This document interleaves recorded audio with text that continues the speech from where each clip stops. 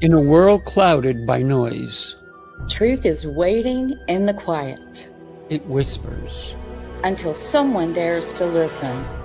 She is the Oracle, Tammy De Mirza, a world-renowned intuitive. A messenger of what's hidden She sees what others cannot. and speaks the truths you have been seeking. And he is the master, Sifu Rafael, a master instructor, strategist, A guide who leads with discipline turning wisdom. into action. Together, We awaken what's been buried we ignite the hunger for truth, and we challenge illusions. guiding you to your next level of power. Two powerful souls unite to awaken what's been buried. To break what's been bound and to speak what others want.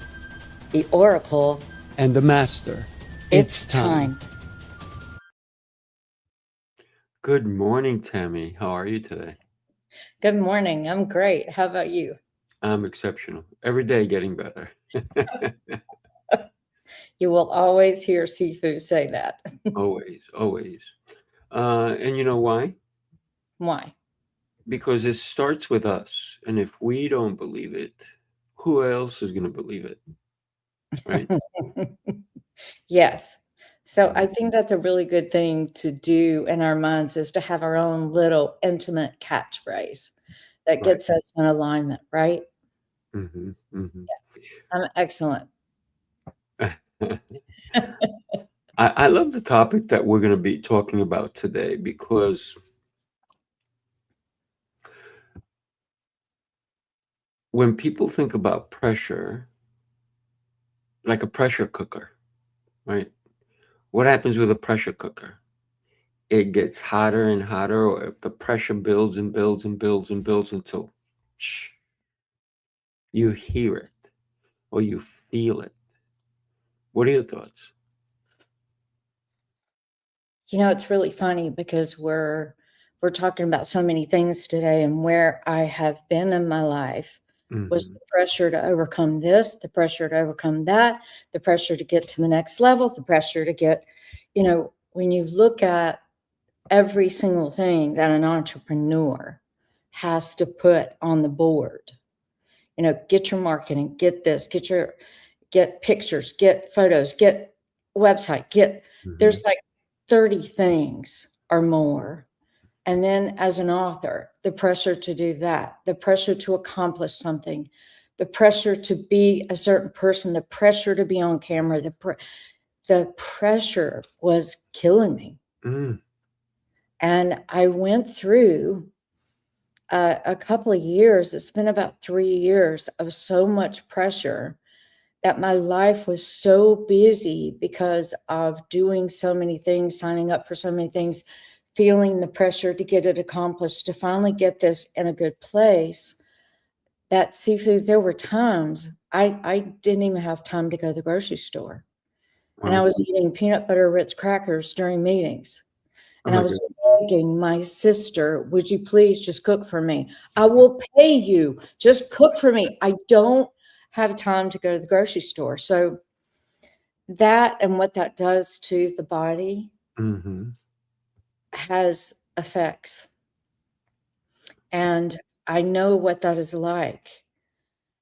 The pressure to come out of hiding, Mm. the pressure to be who you authentically are. That's how people really do well in business, is to be themselves. Some of the biggest YouTubers are the ones who show their personality. So in the back of my mind was all this pressure, but when you're wanting to hide, Mm. when you're not really wanting to come out, but you've got to do something because you have the pressure as a single woman to make all the money to pay for things Mm-hmm. and I tell you, buying this house by myself, I'd owned a condo by myself, but it was 30 years ago. And then buying this house and the pressure of everything is on me. Mm. I think in my mind, it snapped. You've got to make a certain amount of money. You've got to do this. You've got to do that. Pressure that we put on ourselves actually hinders. Mm. And once we rise, and I'm talking about really come out of hiding and we rise past the need of doing something, the pressure goes, and then you start magnetizing. There's no pressure. It's just Mhm. happening. And that is exactly what's been happening in my life really since last April. And then consistently throughout the year. And then yesterday, I just found out that I am invited to the mayor of Manhattan's private home to be in a private event Mm. that is being hosted by somebody that I'm in business with. And I'm like, how does this happen? I'm not even asking for it, but it's Mhm. there's such a leap and a jump and a fight between the pressure to do something and yet really just stripping off all of the layers of an identity that other people tells you have to have, or don't do that, don't say that, Mhm. Mhm. don't Mhm. be this, don't push this, don't. When I finally did that last June, I did it in front of my peers. It was a horrible experience, but it was me coming out of hiding. And ever since I did that, things are just happening without pressure. And it's so much better. It sure is. I'm sure, especially Sifu in your field, the master that you are, the martial arts, everything that you have done, you can talk about this in a unique way because I'm talking about it from business and being single and, doing everything that I have to do by myself, overcoming homelessness. How do you make the money? How do you manifest all of this? How do you consistently manifest? Yours is totally different because it's discipline on top of pressure, on top of make the body function. Mhm. Oh, there's no doubt, and the fact that a lot of people don't even know I do martial arts. Right? It's only when they're in front of me and they see me do things, they're like, "Oh, what do you do?" um, so one of the things I learned very early on is that the more pressure I put on myself, the less I can do. Yes. So the question, and I love to have people in the audience, if you want to chime in, is what does the pressure actually feel like in the body for you? How do you know personally when pressure takes over? And people will say, I'm stressed out. People will feel it in their shoulders. You'll see they're like this all the time. And when you learn to meditate, when you learn to let things go, and when you realize that in some instances, there's nothing you can do. A lot of people feel pressure because of what other people are doing. But if we remind ourselves that we cannot control other people at all, we can try. Many people have tried, and there's turmoil when that happens. When you try to control another person, you can't, because there's one thing you can never control: their thoughts. Mhm. You may control the way they move. You may chain them up to a radiator. Right? People have done that, unfortunately. But their minds you can't control. Just so the one thing that we can control is us. So for me, it's always about what can I do, and let me go do that. And then when somebody tells me you can't do that, I don't believe them. I have to believe it for myself. Can I actually do that, or should I not do that? So we put so much pressure on ourselves that I truly, it was very young. I was very young when I realized that no matter what I do, life goes on. So why feel the weight of the world on my shoulders? I already carry enough. So let's get the weight of the shoulder off my shoulders, right? The weight of the world off my shoulders, and do what's right for me. Because if my mission in life is to help as many people as I can't do that if I'm carrying every single person I want to help. So therefore, I don't carry people. I guide them, I help them. So I am more of a guide, whether it's with my communication center, right? Because I have a communication school. I help people communicate at a higher level differently than they ever imagined. I help people get on stages. I get on stages, right? I also, like you, go on and speak at different places. And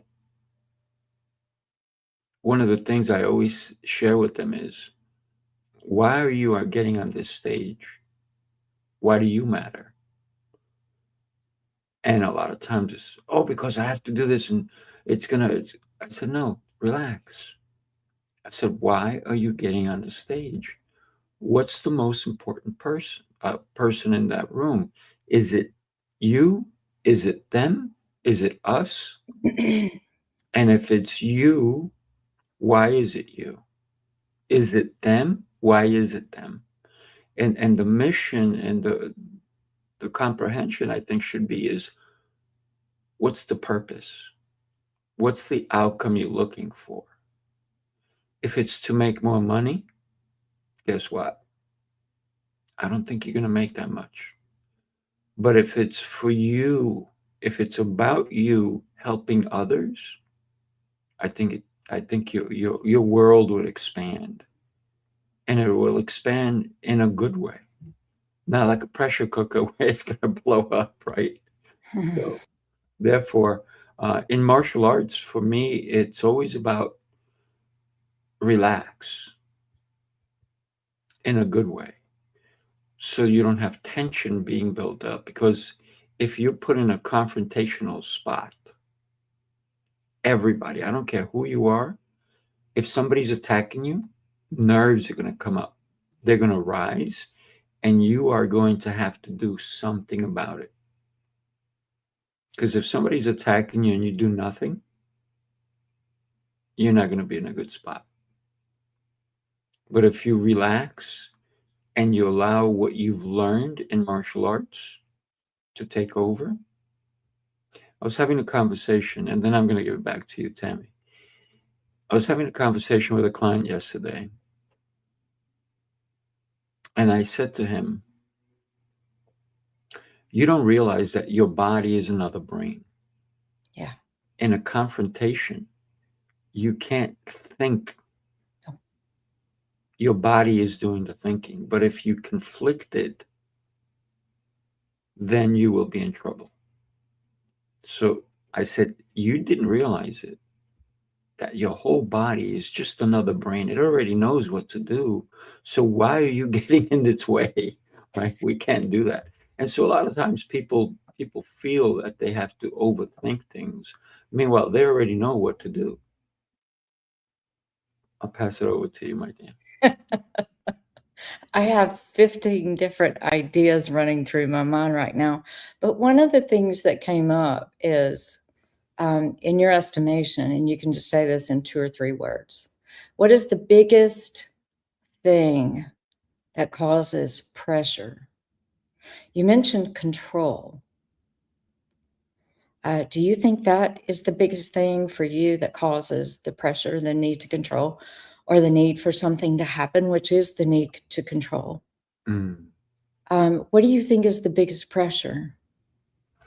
When it comes to control, um, the biggest pressure is trying to control something that's out of your control. And you're going to run yourself ragged. So when you allow things to happen and you go with the flow, sometimes you'll feel like, oh my God, why is this happening to me? Why? I don't deserve this. I am, and it's a negative thing. But sometimes we have to, just like a seed, it's planted in dirt. And if it allows what's naturally going to happen, it will outgrow that dirt. It will find air. It will find sunshine. Naturally, organic. Natural. Yeah. I think for me, and it's funny because I was thinking about this scene. I was working, my husband was working. We had 2 kids, and my daughter was only a little bit over 2. My son was almost 9, and Spirit was calling me to stay at home. Mm, There was no way for me to stay at home. My husband didn't even have a full-time job. He didn't have vacation. He didn't have insurance benefits. mm, And I was carrying it, but I wasn't making a whole lot of money. right. And for weeks, I kept being asked, will you do this? Will you stay at home? Will you stay at home? Will you stay? And I'm Mm, like, okay, this doesn't make any sense to me, but okay, yes, I'll finally acquiesce to this. I'm going to say, yes, I'll stay at home. So I started trying to talk my husband into it. That didn't work. That did not work. And he would get mad at me, and I would go, mm, you're telling me one thing and my husband is saying another thing. And I remember going to the bathtub after trying the mm, need of it to happen. Once I agreed, I thought, okay, well, you gave me this divine inspiration. Now I got to make it happen. right. And so I remember being in the bathtub, and I was kind of yelling at God, at Spirit. And I said, I've had it. I've had it. I will work until the day I die unless you do something with that man in there. I give up. I give up. I'm not mentioning it. I'm not staying at home. You take care of this. This is your problem. I literally said that. I've shaken my fist at God quite a few times and even said, you know where I am. Come get me. Come on. Let's do this. Mhm. So I did that. And 2 weeks later to the day, we were watching TV, and my husband said, at the time, this is my first husband, he said, he turned the TV off. He said, I have to talk to you. And I said, okay. And he said, for 2 weeks, I can't breathe. I cannot breathe. Mm, It was 2 weeks to the day. He said, I've had 3 people to come up to me and randomly say, when are you going to let your wife stay at home with the kids? I mean, wow. God was harassing him. Right, right. And that letting go and asking God in the universe, do your part, I've done mine. Mm, That gets rid of the pressure. And I can't help but think, I don't know why, but this story has come to me about 3 times. Morgan Freeman. Who does not love Morgan Freeman? oh, yeah. Well, they gave this master class, and he was talking about how he had been knowing that he was supposed to be a movie star, and he had been working at it, and he was taking odd jobs, and he was doing this clerical job on it with a temp place, and he was working in this office, and they got this brand new printer, and this printer wouldn't work. And the people that installed it came, the techs came, and he decided one day that he was going to give up on his dream of becoming a movie star. He knew it was a calling, but it just wasn't happening. Kind of like me Mm, with staying at home, or me with everything that's happening now. And he said he gave up, and he gave up that dream, and he decided he was going to fix the printer. So he stayed late at night, and by God, he fixed the printer. And he said the next morning, he was so proud of himself as he came into work, because he walked into the manager's office and said, oh, by the way, the printer is working. What? We have been trying to get this to work for 2 weeks. This thing costs thousands of dollars. How did it get fixed? He said, I stayed late and I fixed it. And he just knew, this is going to secure me the job. I'm mm, going to have a regular job. right. And he said, so now I want you to hire me permanent. And he said, no, I'm not going to do that to you. And Morgan talks about divine intervention coming in and saying, no, that's not what you're doing. And the guy said, I'm not going to take away your dream. And it's good. Morgan said, but I just proved myself. You can't do without me. I've proved myself a really good employee here. No, I'm not going to do this. Divine intervention. But I think there's something in both of my story and Morgan Freeman's about letting go of the pressure. Mm-hmm. And this is something I teach in Conscious Alchemy, is there's a very sweet spot when you place your order with the universe. And I know it very well, guys, because I had to step into that to overcome homelessness. I had everything stolen from me. I also, if you want to look at it from a spiritual perspective, I paid him very well to learn Conscious Alchemy, where I can manifest things out of thin air and teach my clients how to do it. But there's a sweet spot of surrender where you know what you want, you know why you want it, and you let it go. And then you just place your order, and the universe says, thank God he or she is no longer in the way. I can actually bring it to him. That's what Morgan was talking about. And that's what happened in my life thousands of times. Now I'm getting much quicker on, I know what it is I'm being called to do, and I say yes. Mm-hmm. Now you do it. That's your business. It's not mine. Right. I've done my job. You do yours. Yeah. And then it just happens. And it's always 10 to 50 times, just like the UN thing that just happened. It's always so much more than you ever dreamed. It's so much more complete. It's so more whole when we're not controlling it. The only reason we need to control anything is we're afraid. Mm-hmm. We have fear. We do. We do. I also believe it's the subtle shift from responding to reacting. Sometimes it's how we respond, how we react, how we handle anything that's thrown at us. Because Morgan Freeman could have said, you know what, I'm out of here. I'm going to go get somewhere a full-time job. And but he actually listened, right? So it's that subtle shift that he did and said, wait a minute, somebody else believes in my dream. maybe I should maybe I should go with it as well, right? I think that's one of the things that a lot of people neglect, to listening to the message that's being delivered left and right. And sometimes we do this, we don't want to hear it, right?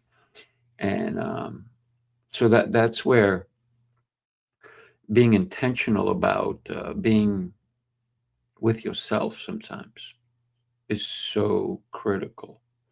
That's where the sometimes the real magic happens. People think they have to be in front of others for magic to happen.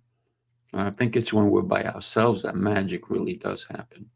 Um, do you want to share a little bit about your UN talk, and we could put it up? Yes. So let me just share with you that in all things, the law of polarity exists. Mhm. So for those of you that don't know what the law of polarity is, it is to everything there is an equal and an opposite. So on Saturday, before I'm flying to Manhattan, on Tuesday, and on the stage on Wednesday, we had a snowstorm. And that's not normal here. And I have a very steep driveway. And I went walking with the dogs with Maria Lopez, my client, who I absolutely love. We walk the dogs every day, and we were like, we're walking the dogs in the snow. All was well. The snow is hitting us. It's blowing. We didn't know it was blowing that hard. And I get up my driveway and I'm stomping. I actually have a video in my garage because I have a camera in there, and you can see me stomping my feet. I'm rubbing them. I'm trying to get all the snow off of them. I get almost to my door, and my left leg goes way in front of me, and I almost do a split. It hurt. Ouch. I caught myself, stood up. It happened again. Again. Oh. I ripped a hamstring. Oh. 2 hours later, I'm in such excruciating pain. I cannot walk. I'm by myself. Mm. I call my son. My son says, "You know, I heard you when you almost died. You were like 3 days from death over giardia and amoebic cyst. You didn't sound like this. Get to the ER." So EMS came, ER, they took me to the ER, and I'm sitting there wondering, are you going to have surgery? Mm.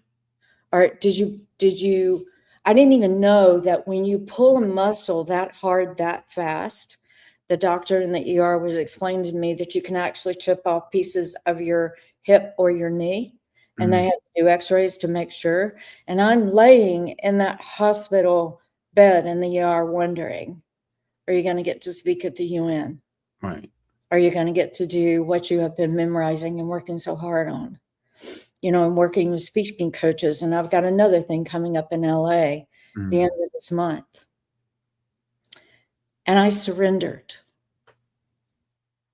I took the pressure off of even getting to speak at the UN. And I have to tell you, when I was laying in that bed and I went, whatever is. And if I can manifest speaking at the UN this week, I can manifest it again.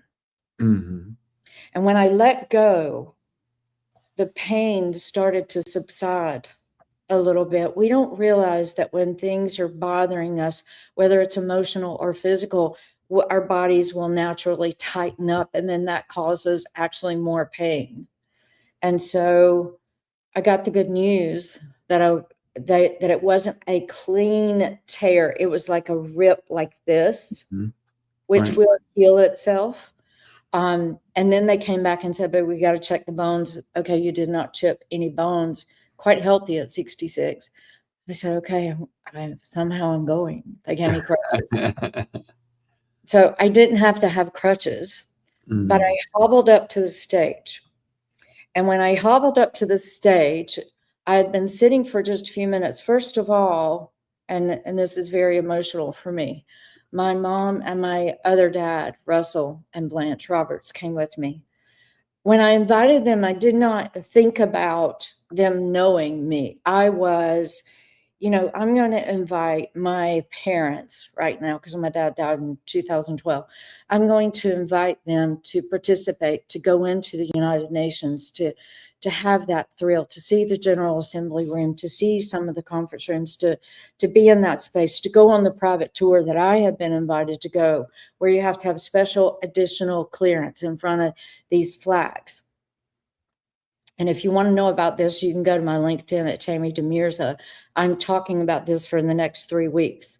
So I sent a story out yesterday. I'll send them out every Tuesday. I think there's 3 of them.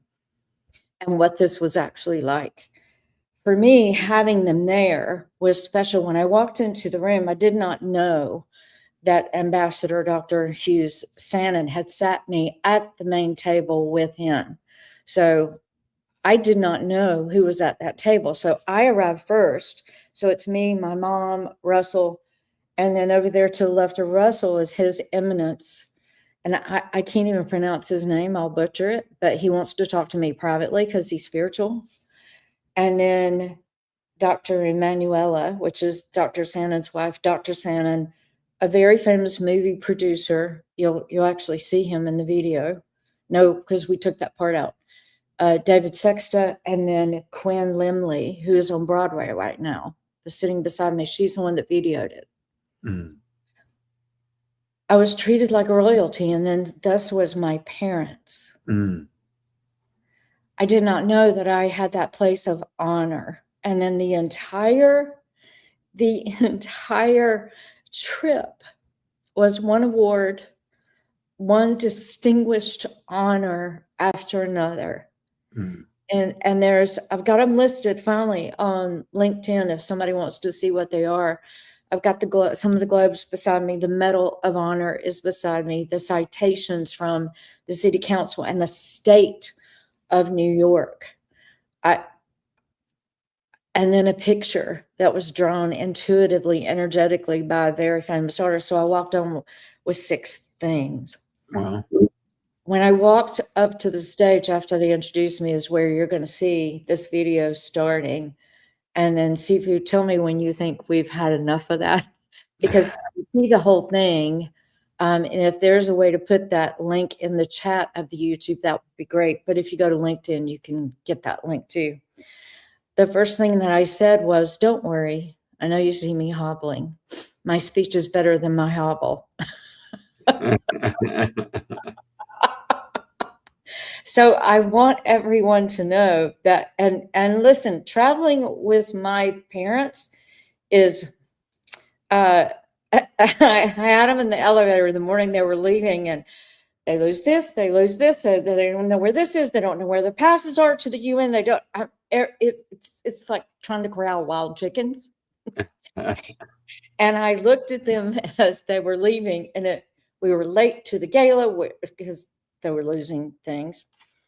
And I looked at them and I said, you do know you're high maintenance, right? I'm just saying. And they both laughed and said, yes, and thank you. So I had, in everything, there's a good and a bad, and there's a measure. But if you're in the middle of that elongated 8 where that tiny point goes, you're not surprised that there's good and bad, and you're not shaken by it either. Mm-hmm. You kind of know that the law of polarity exists. And so surrendering to me is taking the pressure off of everything and just going, okay, I go with this. Right. Yeah. Okay, I go with this. Mm-hmm. So do you want me to play it? Yeah. You ready? Yes. Okay. Let's do it. Just click on that. There it is. Okay. All right. I think this is Ambassador Dr. Hughes Sannon, who I met in December, who a guy before him invited me to speak. And then I thought they're playing, he's kidding. And then I met him who was hosting this event, and we became close personal friends, very close personal friends. So let me see if I can get this to play. I think I have to go to mine. Okay, let me know if this is working. Here we go. It is. Yeah.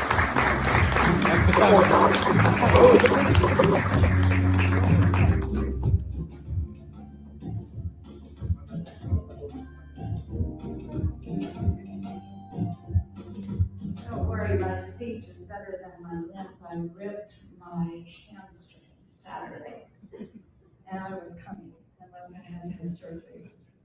Thank you so much, Dr. Hughes, from the moment that I met you in December.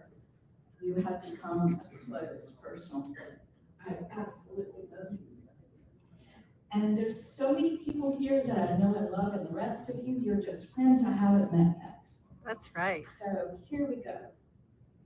Chairman and Ambassador Dr. Hughes Sannon, Your Excellencies and distinguished guests, good morning. It is truly an honor to stand before you with all of your accomplishments and be able to speak to you today about something that is near and dear to my heart.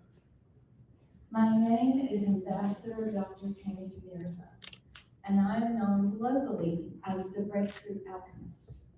I work with leaders around the world to help them access and trust their intuitive intelligence so that they can lead with discernment, clarity, deep insight, and foresight to shape a better future. I once advised, because I know firsthand how intuitive intelligence can transform high-stakes decisions, prevent leaders from making costly mistakes, and cause leaders to see things and opportunities others cannot yet see. I advised the CEO not to merge with a company that they were looking at because they were hiding a lawsuit that was coming in 30 days. That happened. I advised.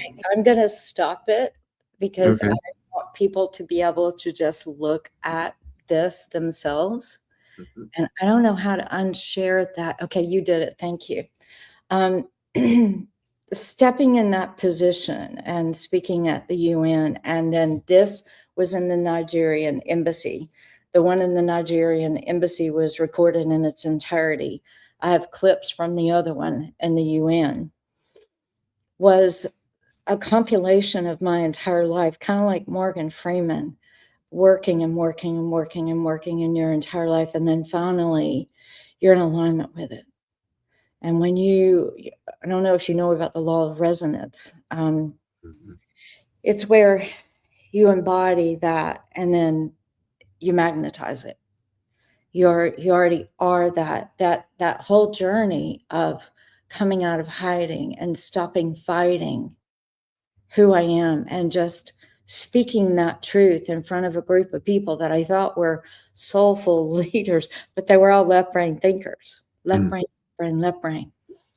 And it's striking that I was asked to come out of hiding in front of them because their reactions were very strong. But there was a guy sitting next to me that yelled, "Stop it. You're abusing her." Wow. And I think when he did that, I broke in front of the whole group. I started crying.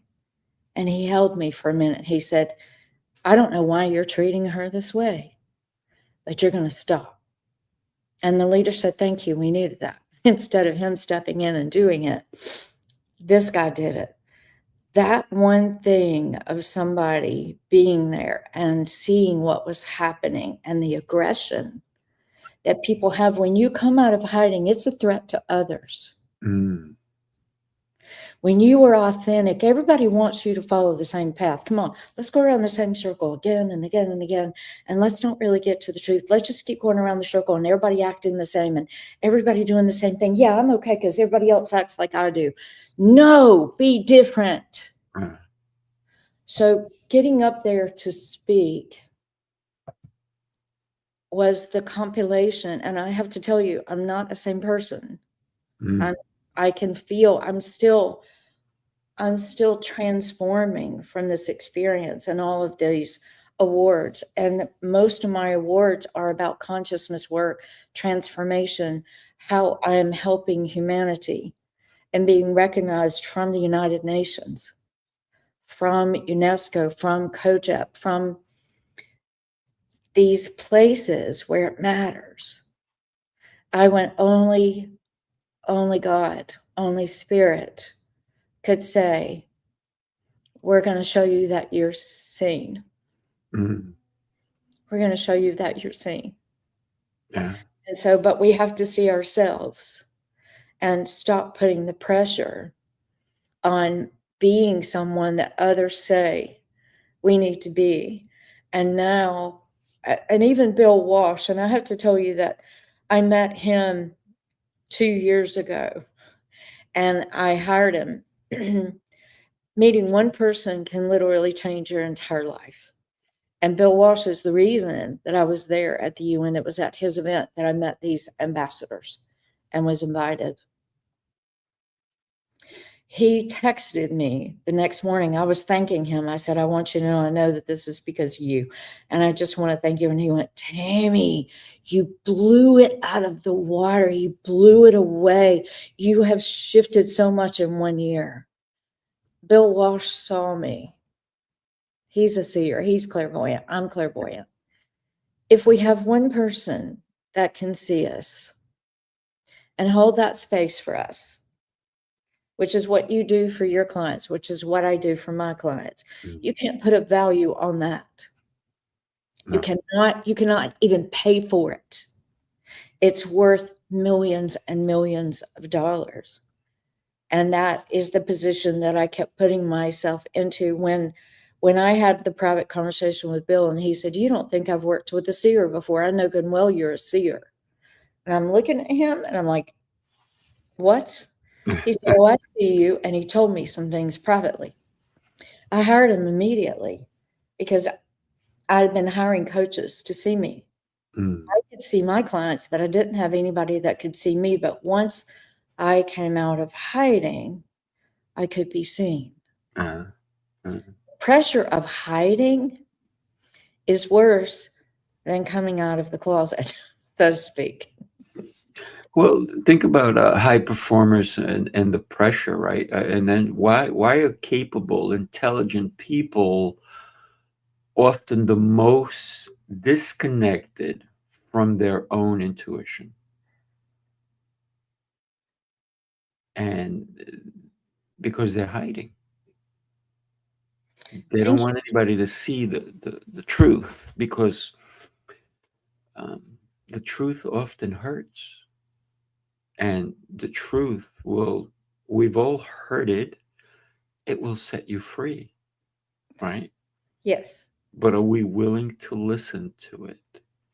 So, yeah, a lot of powerful people are still disconnected from who they're supposed to be, And that's from when you their, feel the their most brilliance. pressure, right? That's when you'll feel the most pressure, Mm, because when you're not authentic, and what I spoke about was intuitive intelligence. yeah. I mean, think about weightlifting. If you only lift 3 pounds, you'll never feel the pressure. Your muscles will never grow. So you may have to go to 5 pounds. All of a sudden, you're like, oh, that's 2 more pounds. Oh, it's not that bad. But if you go from 5 pounds to 75 pounds, you may not be able to lift it Yeah. because you didn't build it up. Mhm. So it's about building up that strength that we need. And there is going to be pressure in the building of it. And without that pressure, you cannot build muscle. You cannot build the memory. You cannot build all these different things that are going to extend you into the real person you're supposed to be. And so a lot of people stay comfortable. And I've never known any successful person who's comfortable. Have you? Well, I They would may s look comfortable, but they went through the pressure. well, they're comfortable because they went through the pressure, I think, is the way that I would say it, and that is exactly how I feel. I think growth is horrible. It's not fun, but Mm, it is absolutely necessary to get anywhere, and every single person who has succeeded in any way, no matter what that succeeding defined is for you, mm, goes through the testing, the refining, the tempering, the pressure cooker, in order to make decisions, because what we're taught when we come in this world is, don't be you. Now, we've shifted that a lot for the younger generations, but in my generation, and you're not that far behind me, we had a lot more pressure than the young kids do today. mm. They We have didn't it have so a lot of, good. They oh, have it so good. yes. We didn't have the internet. We didn't have people expressing themselves. We were taught, hide it, conceal it, don't feel it, don't say it, don't sit straight, hold your mouth right, Mm, whatever. We had all of that pressure. So for us to overcome it, and for you to do what you do today, and mm. for me to do what I do today, we had to break that box down that people want I'm to put. addicted. I'm addicted to pushing through. I don't know. Um, and it's not that I say, "Oh yeah, bring the pressure." No, I'm just addicted to sometimes even finding the pressure so that I can get stronger, so that I can learn more. And so, yes, I am addicted. And there is good addiction and there's bad addiction. I only go for the good addiction. Um, so, uh, why is it important for success to keep pushing through and even be attracted to the pressure, you think? Well, I think pushing through something and pressure is two different things to me. Hmm. And I love that you brought up pushing through something. Pushing through something is your limited beliefs, your perceptions, Mm, your ideas. You push through that, you can. Look at people like Steve Jobs. This is who I talked about and quoted. I quote Albert Einstein and Steve Jobs a lot. And when I speak at the Wild X, I'm going to be quoting them again. mm, And what is so wild is that Steve Jobs, who was a visionary, he's clairvoyant. Every single thing, when you look at this reality, every single thing that you touch, somebody saw before it existed. So right in front of us, every single thing, you can't touch something that wasn't clairvoyant. It wasn't seen by the unseen. And so Steve Jobs, when he knew, you either believe in me or you leave, his company was taken from him.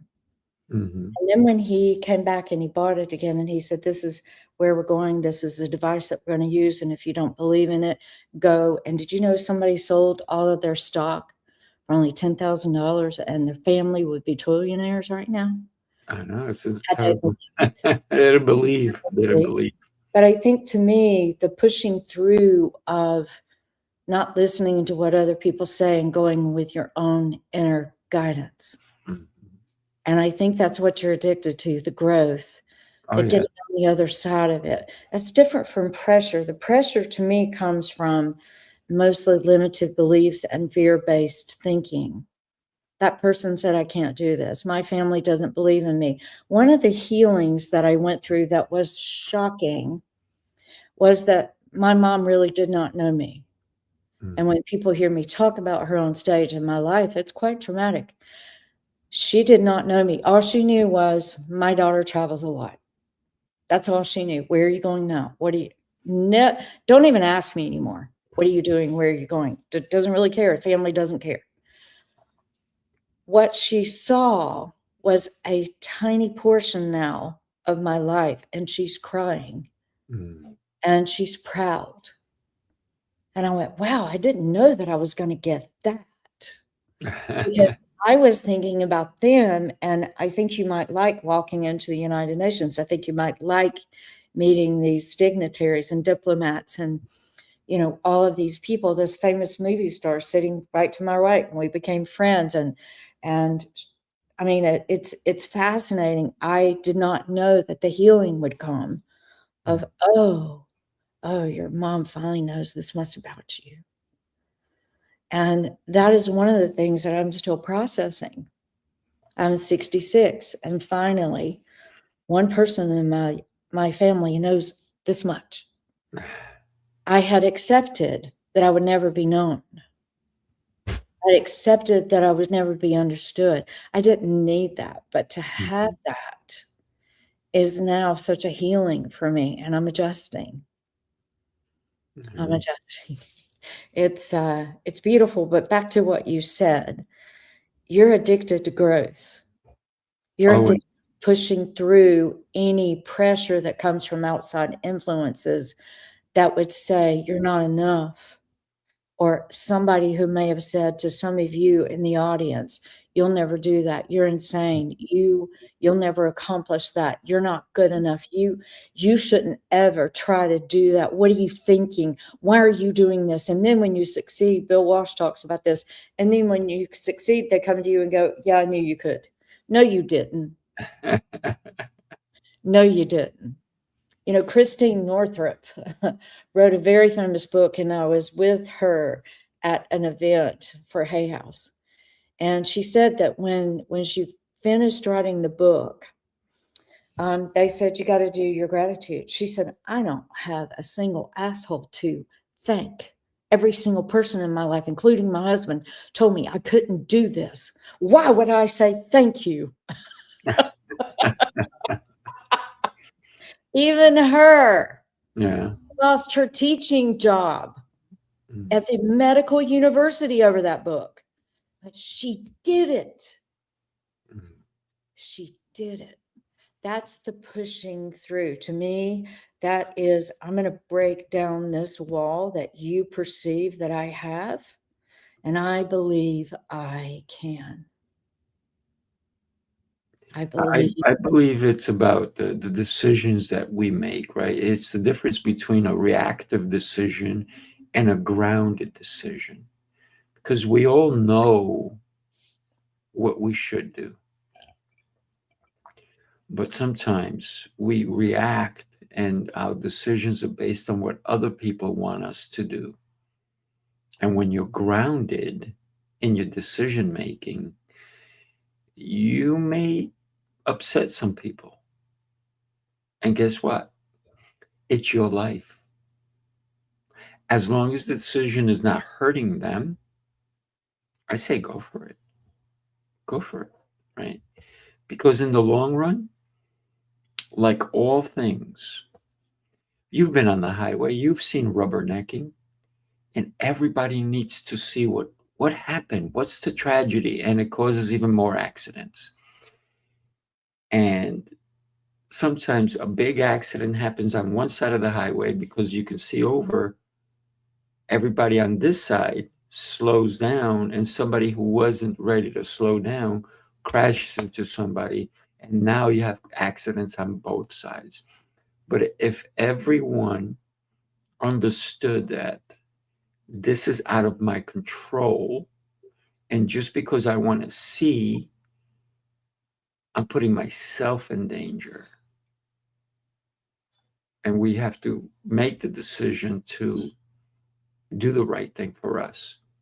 And don't rubberneck, people. Don't rubberneck. You're putting yourself and others in danger.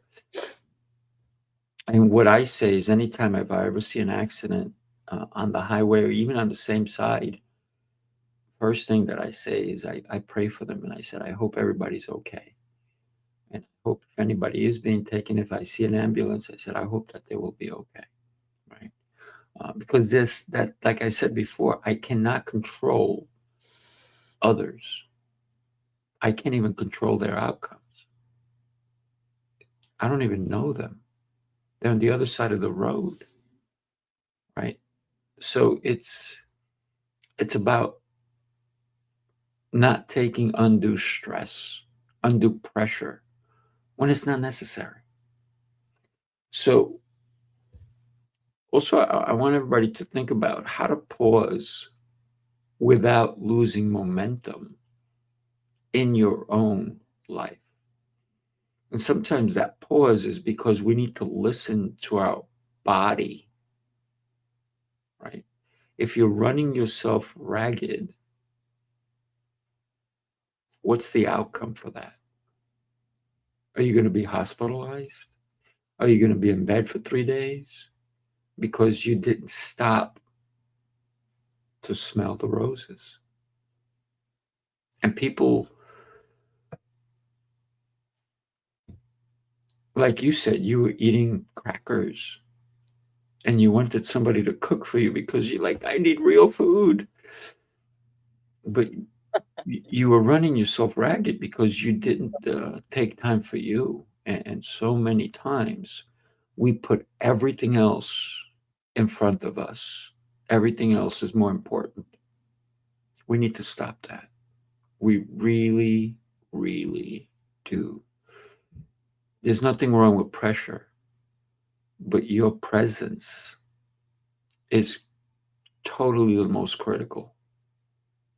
So you can't, if you break down, how are you going to help anybody? This is why I take care of me every day. First thing. This is why I'm drinking this nice tall glass of water. And it's not just water. It's got pink Himalayan salt and apple cider vinegar in it. Oh, you're going to have to give me that recipe. I just told it to you. Pink Himalayan, it's a pinch. How You much? literally, you grab it's pink Himalayan salt, right? I have You that. make sure it comes from the Himalayas, not from some factory in the Bronx or something. So you take a pinch, you put it in a nice tall glass of water. This is actually a big one. And then you take about a teaspoon of apple cider vinegar. And the Okay. apple cider vinegar has to say the mother of, right? And when you look at these ingredients, they don't have, it's not a paragraph of ingredients, right? So and that alone, some people go, oh, taste. I don't taste it like other people taste it. I taste it. Every time I drink, I taste longevity. Mm. That's what I'm tasting, right? So if you take apple cider vinegar and take it alone like that, you're gonna go, oh, that's gross. But when you dilute it, then it's worth it. So a lot of times we have to step back so that it's okay to have pressure, but there's the control. How much pressure do I want to handle right now? So when you go lift weights in the gym, you don't overdo something. Listen, I just had shoulder surgery. Do you know why I had shoulder surgery? Because I Why? didn't listen to my own advice. I did not listen to my own advice. So I was doing these moves like this, right? And what happened is I had the machine way back there when it should have been forward, right? But I already had done 5 sets and I was going to do another one. I was like, you know what? I'm going to stack some weight on there. Oh, Pop. My shoulder popped. So I tore my rotator cuff. And it's because I didn't listen to my own advice. Because I thought I could do more. I can put more pressure on this. And guess what? My body said, I'm going to teach you a lesson. Slow down, kid. Slow down. So, yeah, sometimes we're so much in our head that we're not listening to our body. So, I would say, I just want to add this before we close today. To me, the worst pressure that I've known and I see in my clients is not making a decision. Questioning yourself, wondering, do I do this? Do I do that?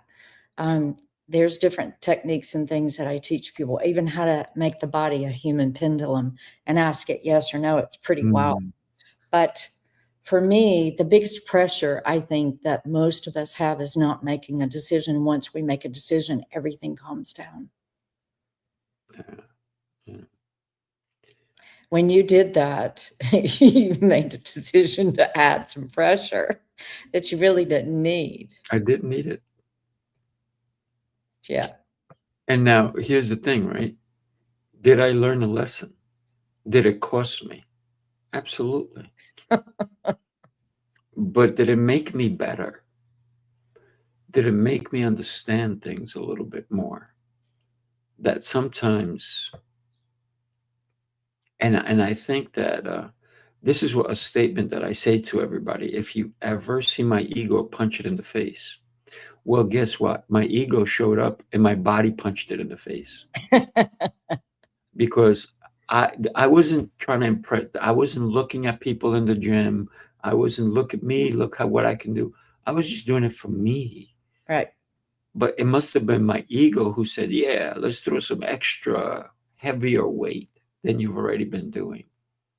Because I did 5 sets, really no big deal.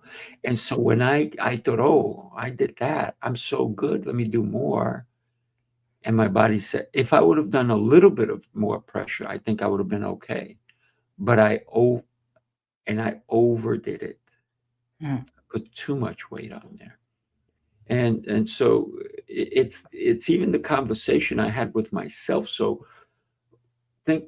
thinking that I can handle it, it's not going to hurt me. Sometimes that's the wrong message we're sending to ourselves.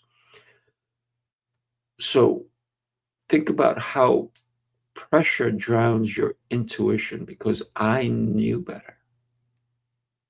I knew better. But the body at first, it sends a signal, right? Could I have been done with 5? Or could I have done the 6th one without the extra weight? Yes, I could have. Right? So, but don't get me wrong, I'm still going to the gym. I go to the gym every day. Even after that injury, I was still going to the gym, not doing that particular exercise, but I was doing other things. And even now, when I go see my therapist for physical therapy, I ask, can I do this? They're like, oh, I don't know if you should. I'm like, okay, I'm going to listen to you guys. Because I said, I don't want to come back and just be the same. I want to come back and be better. I want to have a stronger shoulder than I had before. Mm. So yeah, I can't wait to get back to doing at least one push-up, right? And because I used to do 5 to 700 every day, and so just one is going to be the highlight when I can do it. And when I can do one, I'm going to slowly, the next day I'll do two, right? But I'm not going to go from one to what I used to do was 5 to 700. I'm not going to do that. So I know it's going to take me quite some time before I can even get to 50. And I'm okay with that because guess what I did? I learned my lesson. I had a girlfriend that used to tell me it's not a mistake if you learn from it. Hmm. It's Oh, not a no, mistake if you learn from it. not at all. I encourage everybody to take the pressure off and push through Mm, and be you. yeah. There are rewards waiting on the other side when you say, I'm more than enough. I'm more than this. No matter what happens to us, I'm more than this. Hmm. And then when you do that, life starts to open up because you're telling the universe, I'm more than this. That doesn't identify me. Homelessness does not identify me. It was an experience. Mm, It was something that I overcame. That's all it is. And I have no pain from it. I nice. wouldn't change it either. Right. No regrets. You can't change 2 minutes ago. You can decide what you're going to do now. Hmm. Move through it, which is what you're doing with your shoulder. And in the midst of it, you're showing people what miracles look like. You're not supposed to be able to move your shoulder and do the things you're doing. You're pushing through. You're making decisions. Yeah. Yeah. So, when pressure compresses, presence expands. It truly does. And expansion is where clarity lives. And that's what today's topic truly is about. It's finding the balance, if you will, between pressure and presence. And I think that's one of the most important things that we talked about today. So thank you for sharing the video of you being at the UN, and everybody should go take a look at the whole thing. Um, and what we will recommend is that you connect with Tammy, Dr. Tammy, right? So think about that. And the fact that you're going to be at the mayor's office in New York, it all happens because you said yes, Yes. being in the room, to being present, to speaking to someone, to connecting, because that's the most important thing that we sometimes lack. We don't even know, why is that person doing this? Why is that person doing that? Well, because they said yes to one thing, and one thing led to another. Yes. Definitely connect with Dr. Tammy. And if you inclined, connect with me. We're both easy to find. We listen, look at her website, right?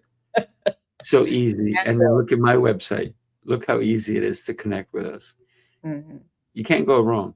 And please speak to us during these things. We welcome your questions and your thoughts and what you're going through as we're talking about this, or if you want to know something else, if you want a specific subject covered, go to our website and email us and say, hey, I want to hear what you guys have to say about this. Yeah. Absolutely. And it's okay to ask us questions live. Yeah. You know, We are live at 7:20 in the morning. 7:30. It's early for me to put on makeup. there you go. Yeah, I just do this, No, it's not fair. All right, I told everybody, somebody thank one time you. that I think it would be really wise if everybody just shaved their heads and then we didn't have to deal with hair, period. It would be That's so it. much easier in life if we just did that and wore hats when it was cold. Oh, yeah. Oh, yeah. Well, everybody, do us a favor. Share this episode with somebody who needed to hear what today's message was all about, and connect with us. It's easy to do. And God bless everybody. Have a beautiful rest of your day. and we will see you soon. Take care, everybody.